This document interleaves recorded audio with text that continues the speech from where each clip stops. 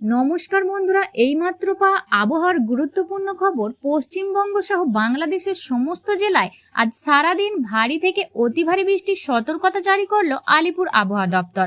অন্যদিকে কেরালাতেও ইতিমধ্যেই বর্ষার আগমন ঘটেছে।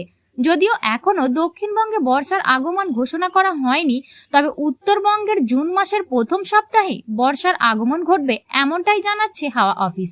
তো বন্ধুরা, সবার প্রথমে আমরা দেখব আজও আগামী কয়েকদিনের আবহাওয়া ঠিক কেমন থাকবে এবং বৃষ্টিপাত ঠিক কোথায় কি পরিমাণ হবে, সমস্ত কিছু জানিয়ে দেব এই ভিডিওর মাধ্যমে। ভিডিওটি অবশ্যই শেষ পর্যন্ত দেখতে থাকুন। যদিও প্রথমে দেখি বাংলাদেশের সমস্ত জেলাতেই সারাদিন মেঘলা আকাশ থাকছে। ঢাকা, কুমিল্লা, খুলনা, বরিশাল, মেহেরপুর, রাজশাহী, মনমোহন সিং, এমনকি সিলেট, শিলচর সমস্ত জেলায় আজ মেঘলা আকাশ থাকবে।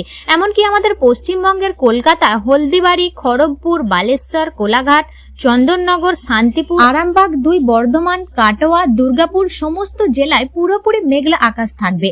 এরপর আমরা দেখব উত্তর ও দক্ষিণবঙ্গের কোথাও কোথাও বজ্রবিদ্যুৎ সহ বৃষ্টিপাত হবে। বাংলাদেশের প্রায় সব জেলাতেই মোটামুটি সকাল থেকে বৃষ্টি চলছে।